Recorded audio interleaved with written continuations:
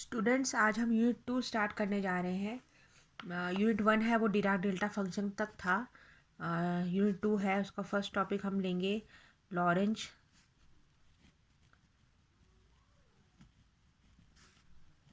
Transformation.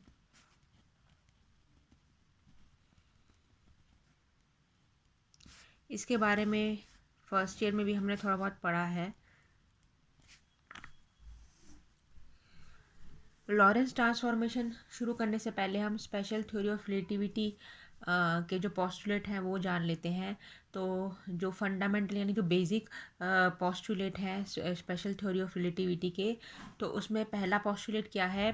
जो nature में जितने भी लॉज हैं वो एक ही तरीके के हैं। मतलब एक ही जैसे होते हैं इन ऑल इनर्शियल फ्रेम्स। जो फ्रेम्स होते हैं, फ्रेम दो प्रकार के होते हैं, इनर्शियल फ्रेम और नॉन इनर्शियल फ्रेम। सो इनर्शियल फ्रेम में जितने भी लॉज होते हैं नेचर के वो क्या होते हैं? सेम होते हैं, जिसको प्रिंसिपल ऑफ इक्विवेलेंस भी कहा जाता है। और ये जो न्यूटन की जो थ्योरी ऑफ रिलेटिविटी है उसके ये बराबर होता है। सो ये पहला पोस्टुलेट है। दूसरा पोस्टुलेट ये है कि इनर्शियल फ्रेम में जो वेलोसिटी ऑफ लाइट है वो सेम होती है, बराबर होती है सभी डायरेक्शन में। मतलब जो स्पीड ऑफ लाइट होती है वो क्या होती है? यूनिवर्सल कांस्टेंट होती है ना। सो ये जो दोनों जो ये जो दोनों प्रिंसिपल हैं ये खाली इनर्शियल फ्रेम में ही के लिए ही एप्लीकेबल हैं, उसी में ही अप्लाई होते हैं, है ना। और इसलिए इसे स्पेशल, ठीक है, क्योंकि इनर्शियल फ्रेम के लिए ही अप्लाई होते हैं, इसीलिए इसे स्पेशल थ्योरी ऑफ रिलेटिविटी कहा जाता है। और आइंस्टाइन ने बाद में इसमें नॉन इनर्शियल फ्रेम भी इंक्लूड किए थे और इसको जर्नलाइज्ड थ्योरी यानी जनरल थ्योरी ऑफ रिलेटिविटी कहा गया। सो जनरल थ्योरी ऑफ रिलेटिविटी के में क्या है? जो ग्रेविटेशनल फील्ड है वो बराबर होती है ना, यूनिफॉर्म एक्सेलरेशन। एक जो फ्रेम ऑफ रेफरेंस है, so relative to which the phenomenon are observe. तो जो इफेक्टिव ग्रेविटेशनल फील्ड है वो सेम रहती है ना, ड्यू टू किसकी वजह से? यूनिफॉर्म एक्सेलरेशन की वजह से ऑफ फ्रेम ऑफ रेफरेंस, एक फ्रेम ऑफ रेफरेंस में जिसके relative to which the phenomenon are observe, जिसके उसमें हम फिनोमिनन यानी जो घटना है उसको हम देख रहे हैं। So this is the general, इसको जनरल थ्योरी ऑफ रिलेटिविटी कहा जाता है।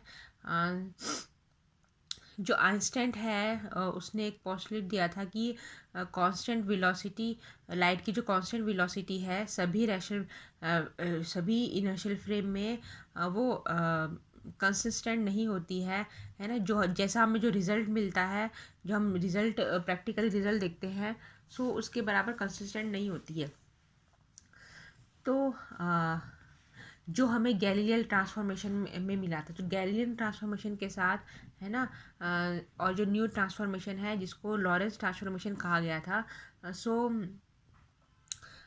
इस वजह से लॉरेंस ट्रांसफॉर्मेशन की स्थापना हुई है। सो लॉरेंस ट्रांसफॉर्मेशन क्या है वो हम डिटेल में देखेंगे। तो दो इनर्शियल फ्रेम हम कंसिडर करते हैं, दो इनर्शियल फ्रेम उसको हम कंसिडर करते हैं। सो एक फ्रेम है उसको हम ले लेते हैं एक्स, वाई और जेड। ये जो कोऑर्डिनेट हैं ये एस रेफरेंस फ्रेम के हैं, और दूसरा हम कोऑर्डिनेट ले लेते हैं X prime, Y prime, Z prime. इसको हम मान लेते हैं एस प्राइम, जो रेफरेंस फ्रेम है उसके कोऑर्डिनेट्स मान लेते हैं X prime, Y prime, Z prime. और ये दोनों जो कोऑर्डिनेट्स हैं एक दूसरे को क्या है? पैरेलल हैं। इसको मैं यहाँ पर ड्रॉ करके बताती हूँ।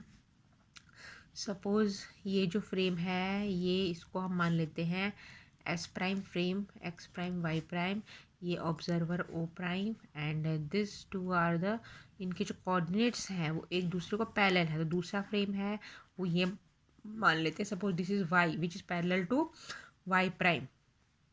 और इसका ये जेड प्राइम फ्रेम है, ये जेड है एस फ्रेम के लिए, और दिस वन इज़ एक्स।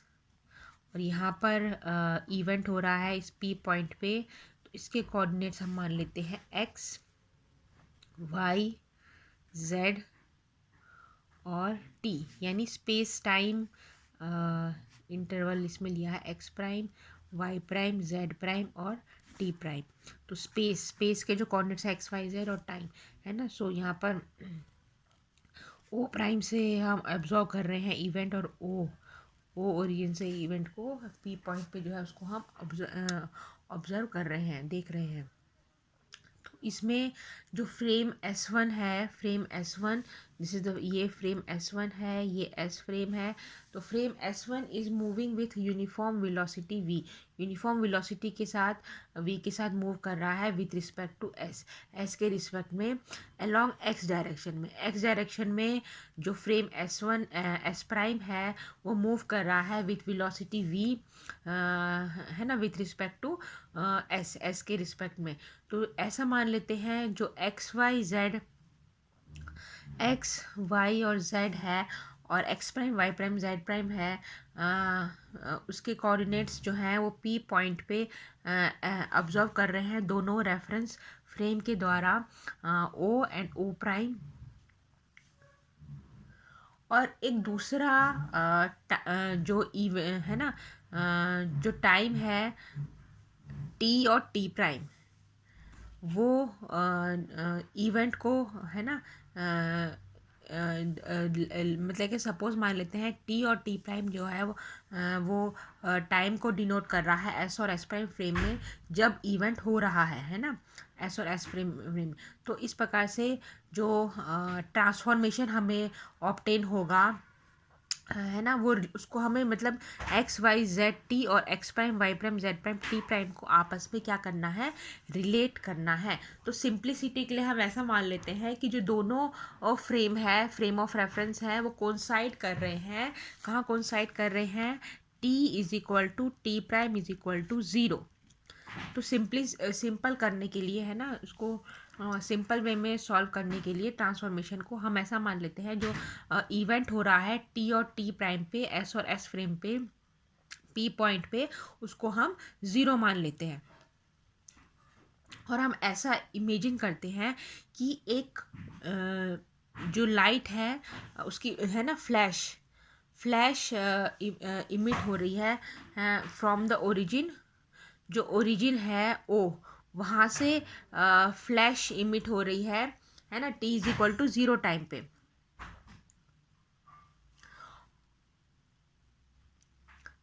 सो एक फ्लैश इमेजिन करते हैं जो इमिट हो रही है एस फ्रेम से है ना, at t is equal to zero पे, और origin O prime of the frame है ना, t prime is equal to zero पे, और वो फैल रही है कैसे, किस तरीके से, जो वेव फ्रंट है स्फेरिकल वेव फ्रंट है उस फॉर्म में क्या है, वो चारों डायरेक्शन में, सभी डायरेक्शंस में क्या हो रही है, फैल रही है फ्री स्पेस में with speed of light, speed of जो लाइट है उसके साथ। तो जो स्पेशल थ्योरी ऑफ रिलेटिविटी का जो पहला पोस्टुलेट है, जिसमें हमने ऐसा अज्यूम किया था कि इनर्शियल फ्रेम्स में जितने भी लॉज हैं नेचर के वो सेम होते हैं, है ना।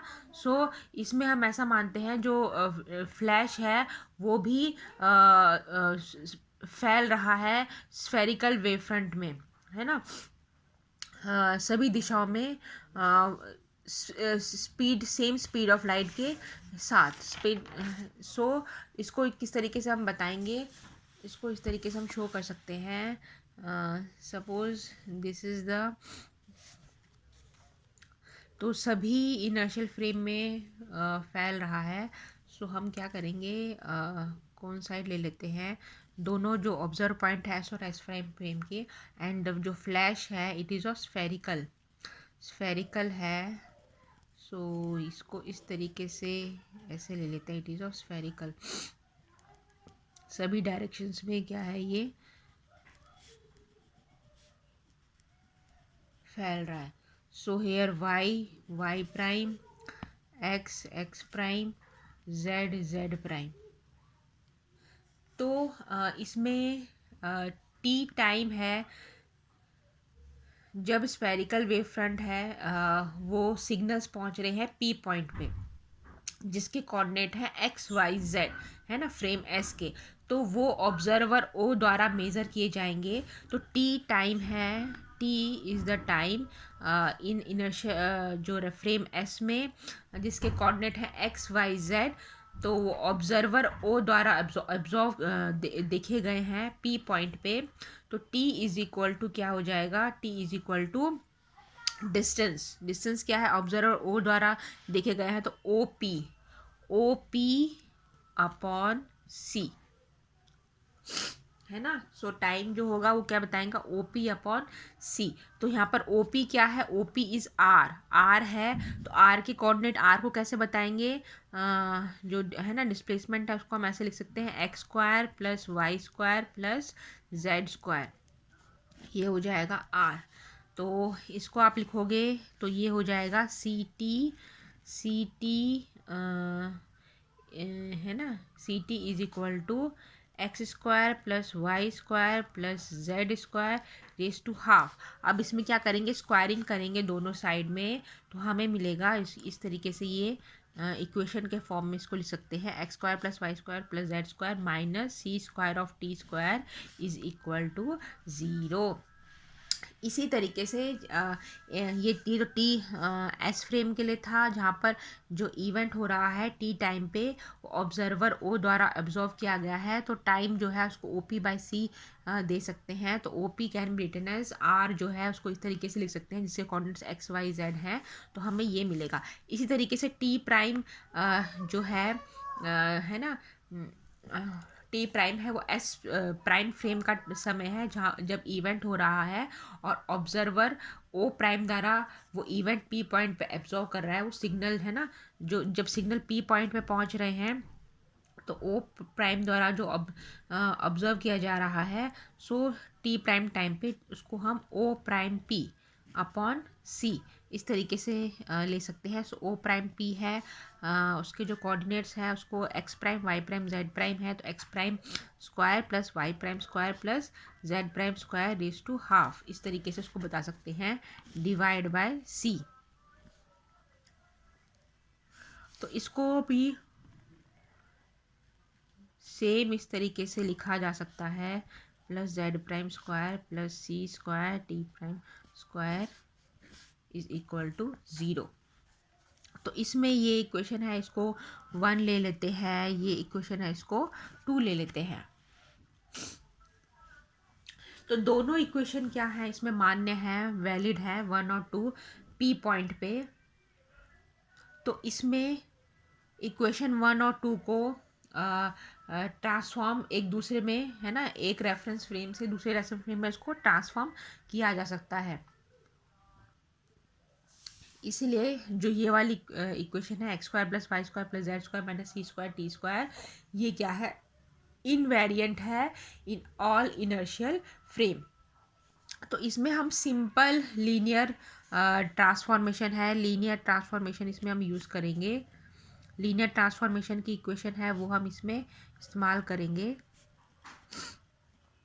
सो लीनियर ट्रांसफॉर्मेशन की इक्वेशन है एक्स प्राइम, मतलब एक्स प्राइम और एक्स के बीच का रिलेशन, तो x prime is equal to alpha x plus beta t, है ना, y prime is equal to y, z prime is equal to z. So transformation is along the x direction, क्योंकि x direction में जो S prime frame है वो velocity v के साथ, है ना, मूव कर रहा है। So X prime is equal to alpha x plus beta T. और यहाँ पर तीसरा चौथा जो कोऑर्डिनेट है टी प्राइम, उसको भी लेना है, तो it is equal to gamma T plus del x. तो यहाँ पर जैसे जैसे जो फ्रेम एस प्राइम है वो एक्स डायरेक्शन में मूव करेगा, है ना, with respect to frame S, तो वाई और जेड कोऑर्डिनेट्स हैं दोनों रेफरेंस फ्रेम में, वो क्या रहेंगे, सेम रहेंगे। सो इसमें जो अल्फ़ा बीटा गामा और डेल्टा है उसको हम मालूम कर सकते हैं। कैसे मालूम कर सकते हैं? जो स्पेशल थ्योरी ऑफ रिलेटिविटी का पोस्टुलेट है उसकी मदद से उसको हम मालूम कर सकते हैं। तो हम इसमें अल्फ़ा बीटा गामा और डेल्टा हम अब फाइंड करेंगे। तो इसमें हम स्पेशल थ्योरी ऑफ रिलेटिविटी का इस्तेमाल करेंगे। तो इसमें पहला केस है, फर्स्ट में है, जहाँ पर हम ऐसा मानते हैं जो ऑब्जर्वर ओ प्राइम है वो मूव कर रहा है along x direction of S frame with velocity v velocity के साथ। तो इसमें जो वेलोसिटी है ना, वेलोसिटी को कैसे लिख सकते हैं? v is equal to d x by d t, है ना। Velocity v is equal to d x by d t जब x prime is equal to क्या होगा? 0 होगा। सो द ऑब्जर्वर है वो ऑब्जर्व कर रहा है, ओ मतलब एस प्राइम फ्रेम में जो ओ प्राइम पर ऑब्जर्वर है वो ऑब्जर्व कर रहा है ना, मूव जो है ना मूव कर रहा है अलोंग एक्स डायरेक्शन में विथ वेलोसिटी v के साथ। तो उस केस में जो ऑब्जर्वर ओ प्राइम की जो वेलोसिटी होगी, है ना, x prime is equal to 0 पे, x prime is equal to 0 पे जो ऑब्जर्वर ओ प्राइम की वेलोसिटी होगी with respect to S frame S, तो उसको v is equal to d x by d t लिख सकते हैं। तो इसमें जो ये वाली लीनियर ट्रांसफॉर्मेशन की इक्वेशन थी जहाँ पर एक्स प्राइम और एक्स को रिलेट कर सकते हैं, है ना, रिलेशन बताया है उनके बीच में, उसको हम क्या करेंगे? उसको विथ रिस्पेक्ट टू उसको हम उसमें हम x prime is equal to 0 है ना, जब x prime is equal to 0 है तो वेलोसिटी v है ओ प्राइम पर, वो d x by d t लिख सकते हैं। तो x prime is equal to क्या है? 0 है। सो ये हो जाएगा alpha x plus beta T. तो ये हो जाएगा alpha x minus is equal to minus beta t d x by d t is equal to minus beta by alpha is equal to v. तो इसमें beta जो है, beta हमें क्या मिला? Alpha V. Beta is equal to minus alpha v. अब इसी तरीके से दूसरा केस लेते हैं, क्योंकि हमें इसमें चार जो है अल्फ़ा बीटा गामा डेल्टा वो हमें फाइंड करना है। तो दूसरे केस में हम ऐसा मान लेते हैं जो ऑब्जर्वर ओ है वो मूव कर रहा है माइनस वी वेलोसिटी के साथ, है ना, माइनस वी वेलोसिटी के साथ एक्स प्राइम डायरेक्शन में, है ना, एक्स प्राइम डायरेक्शन में with reference to frame S prime में मूव कर रहा है। तो पहले केस में हमने फ्रेम एस को कांस्टेंट रखा है, दूसरे केस में हमने जो फ्रेम है उस एस प्राइम को कांस्टेंट रखा है।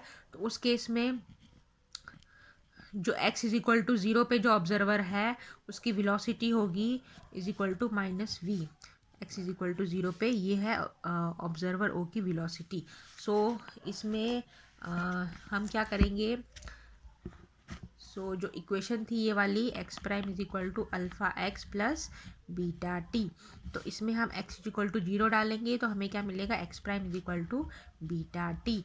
और जो ये वाली इक्वेशन थी, t prime is equal to gamma T plus del x, इसमें हम क्या करेंगे? इसमें भी हम एक्स इज इक्वल टू 0 डालेंगे। सो हमें क्या मिलेगा? T prime is equal to gamma t. अब यहाँ पर देखो, इसको टी को एक साइड ले लेते हैं, टी हमें क्या मिलेगा? एक्स प्राइम अपॉन बीटा, यहाँ मिलेगा T is equal to T prime upon gamma.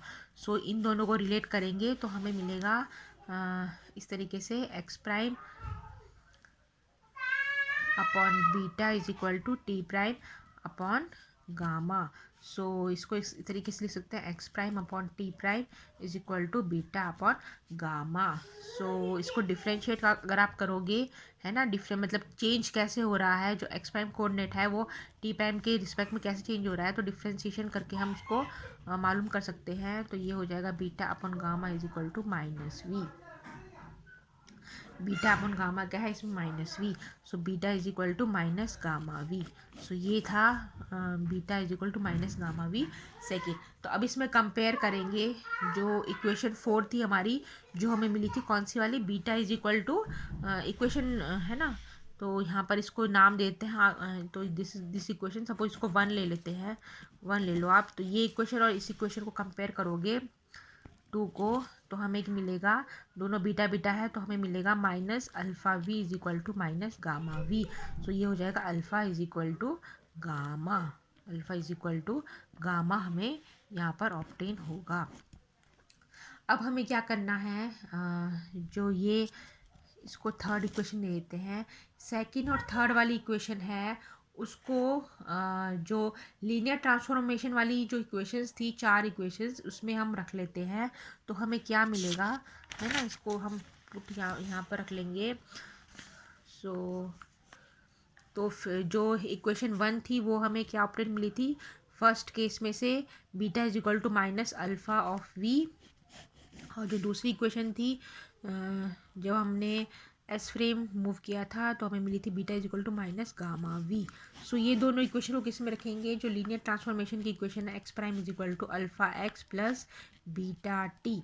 तो यहाँ पर ये हो जाएगा, ये क्या हो जाएगी, यहाँ पर रख देंगे, ये हो जाएगा alpha is equal to y x minus of v t. Alpha और बीटा की वैल्यूज में रख देंगे तो ये मिलेगा x minus v T.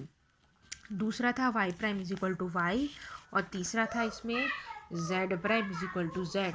Fourth था T prime is equal to gamma T plus del X.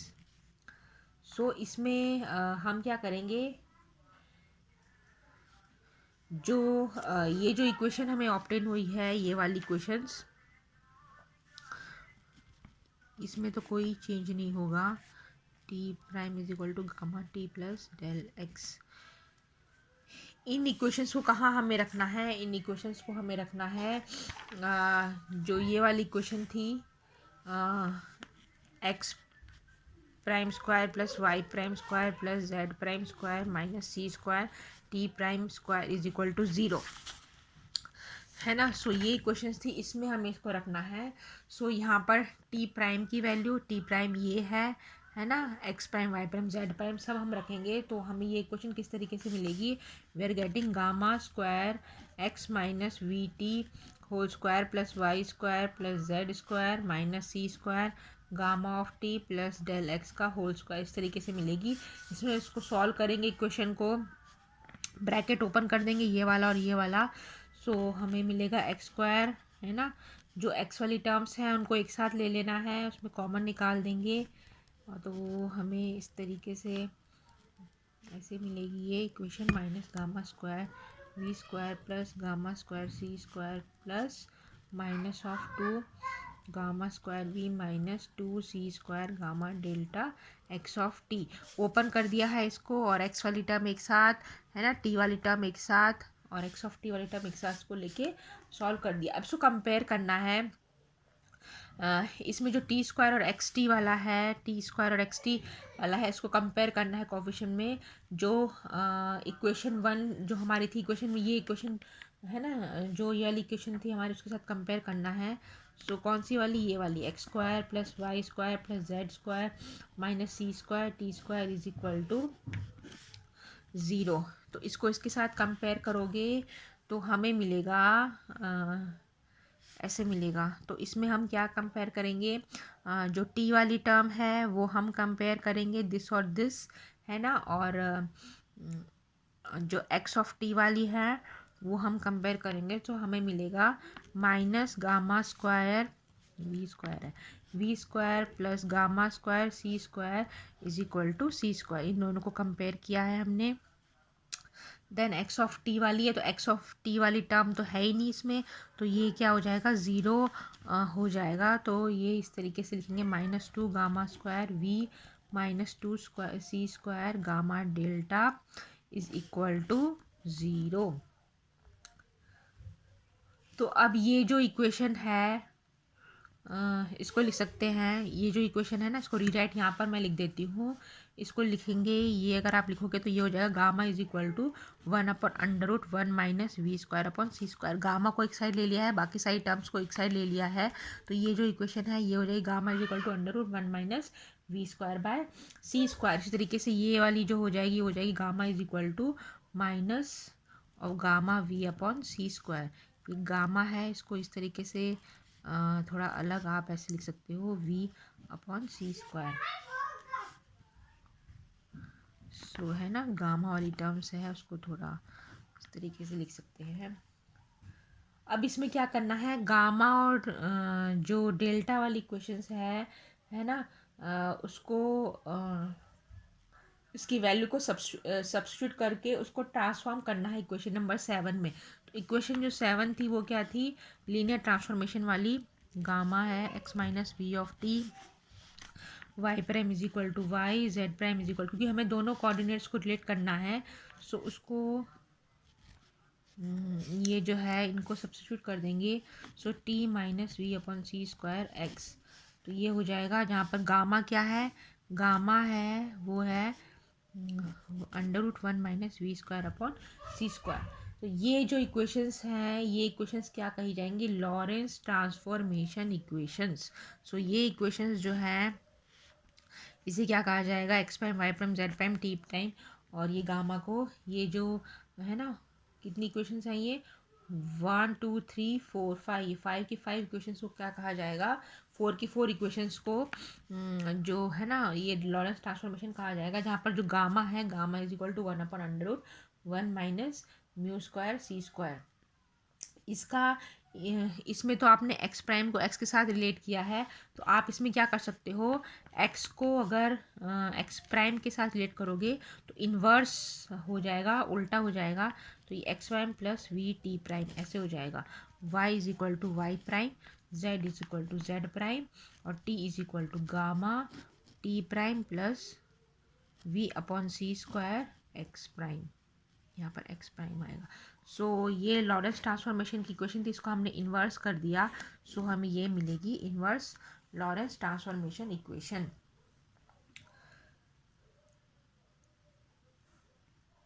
सो इससे हमें क्या समझने को मिला कि जब दो इवेंट हो रहे हैं, दो घटनाएं हो रही हैं एक इनर्शियल फ्रेम में,